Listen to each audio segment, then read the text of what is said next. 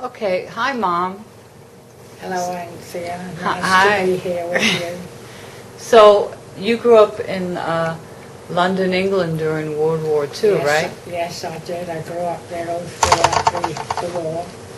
Started in 1939 and ended in 1945. And can you tell us a little bit about, you know, the evacuation? Yeah. Well, I was about 14 and with my school, and all the children were sent away to the country. We didn't know where we were going, and we were all given a little children's gas mask in a cardboard box, which we had to wear all the time. And so we were put on a train, didn't know where we were going, and I first wound up in Sussex, on the coast, with all the other children. Do you remember the day of the evacuation when you were... Why were they evacuating the children? Well, the war hadn't been declared, but there was, I suppose, the imminent possibility that war was going to break out any minute. So they sent us all away, and I remember being in Hastings with a friend, walking down the street, and somebody ran out of a house and said, go home, the war started. And that was the day the war started. So we all ran home, and we expected to be invaded straight away, but of course it didn't happen like that. No, so Well, nothing happened for several months until the Blitz, and then it started full power, bombing London and other cities. But you weren't in London when the Blitz happened, were you? No, I was evacuated. We left the coast, we went to South Wales, which was supposed to be safer. I stayed there for about 2 or 3 years, and then I left and I went back to London, and the bombardment was still going on even then. But it wasn't as bad as the Blitz, which was, it just went on day in and day night. But what I went through, it was horrible. Well, with your brother John, didn't he went up to Wales with you? No, John went to a separate school, and he went down to Tunbridge Wells, and he wasn't happy down there, so my mother went down to visit him one day, and because he wasn't happy where he was billeted, she took him back to London. So John went all through the Blitz instead of being in the country. But in London you lived on the Thames, right? Near the Thames and the docks and the shipyards and the barracks. So it was a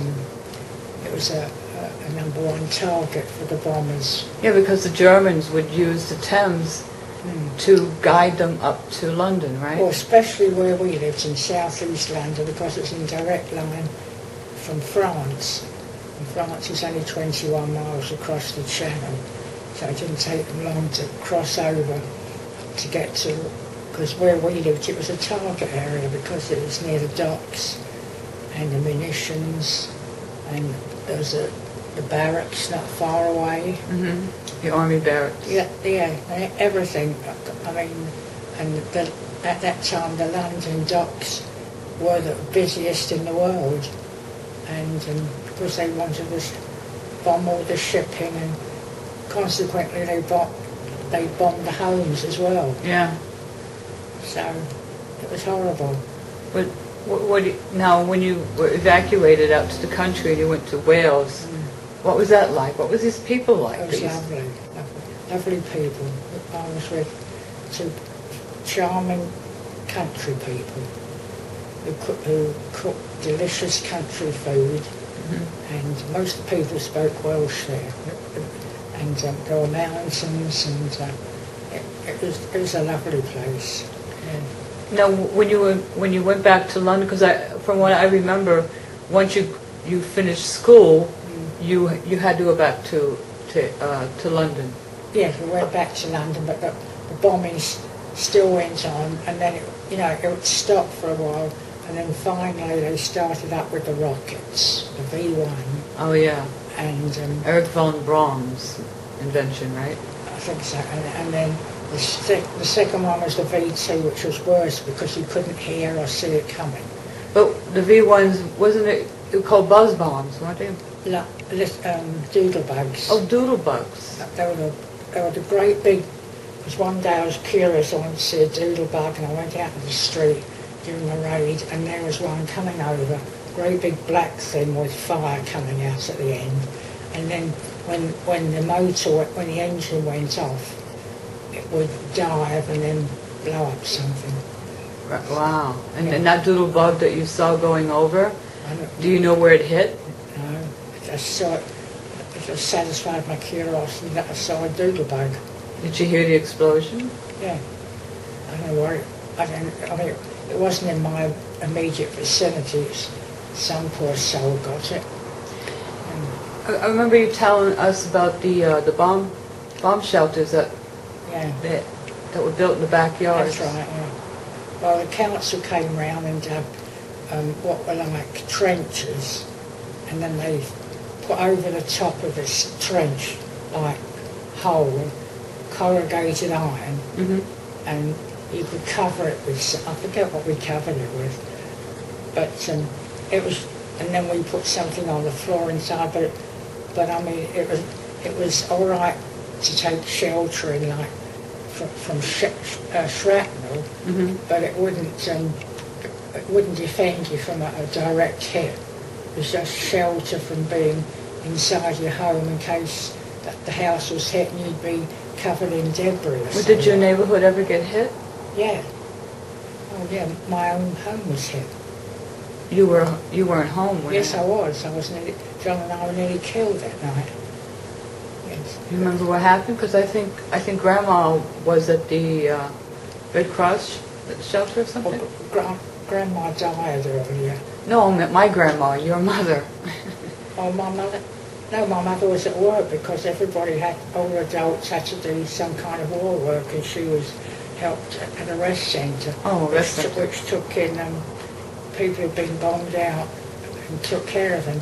And that particular night she didn't get home till late morning, and when our house was hit it was about 3 in the morning, and we lived on the top floor and we really got it. The whole ceiling and everything came in, and it was from we weren't exactly bombed directly. The house was devastated from the blast. The blast can kill you.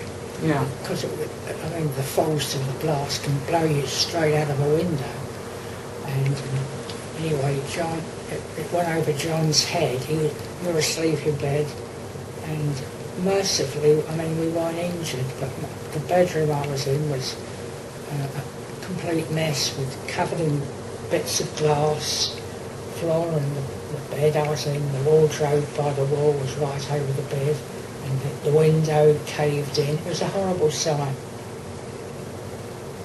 It was very noisy too. You couldn't really sleep because behind us was a convent which had been converted into an army unit, and they had these big guns going and searchlights.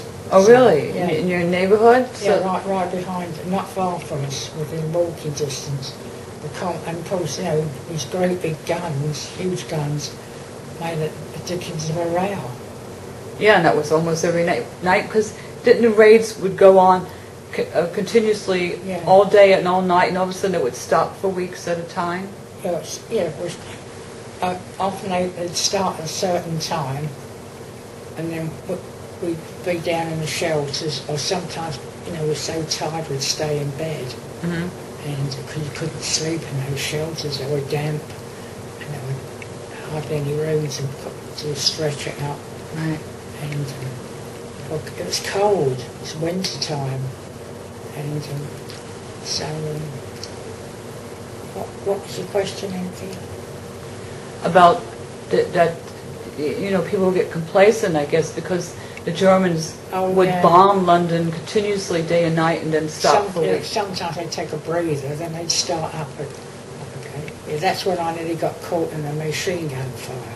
But that's when you were at work or something? And I was going to everyone went to the canteen at 12, and I was a bit late, and I got there a bit after everyone else, went to sit down, and we could hear a plane coming. And we could hear it coming closer and closer. Next thing I knew, I was on the fire, and there was ack, and there were machine gun bullets. So the German plane came down and straight at the street. Yeah, it did, straight. What, they were aiming for civilians then? People, oh yes, civilians were killed. That's when they bombed Surrey Docks. Surrey Docks. Yeah, Surrey Docks. So it wasn't that the Germans were going, because there was a military barracks not too far away. No, this was a different part, but anyway, they were always after the docks and the shipping, but So they were killing civilians. oh yes, they didn't care. A lot of children were killed. I remember that. A lot of children were killed in that. It was horrible. And see, sometimes they get through the radar. They're very good radar, but anyway, things happen. So they would get through the radar. So if the radar picked up the Germans, of course the air raid siren would go off. Yeah. And this time there was no siren go off.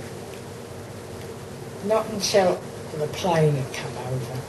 I remember that. And I remember hearing. I remember to this day being on the floor, and and I thought, well, a few seconds later, who knows? I might have been shot by a machine gun bullets. It's a good thing you were late. Yeah, it was terrible. It's amazing what people can live through. And the thing is that you're all together. Mm-hmm. And there's that feeling of comradeship and high morale, and you feel as if you're going to get. Well, we knew we were going to win. We had great faith in our leaders. That's what helped. Oh. We had wonderful leaders, and none of us were hungry. Right, because they did ration. Food was rationed, and also Churchill had a brilliant idea of starting these what they call British home restaurants or something like that, where you could go and get an inexpensive meal to supplement what you had. Oh, okay. So well, they had the gardens too, the Victory Gardens. Yeah, some people had an allotment in the park. The parks were turned into gardens to make food and no food and everything. Oh. Yeah. Okay, so this is part 1, and we'll continue at another time. Right, thanks you, Andrea. Thank you, Mom.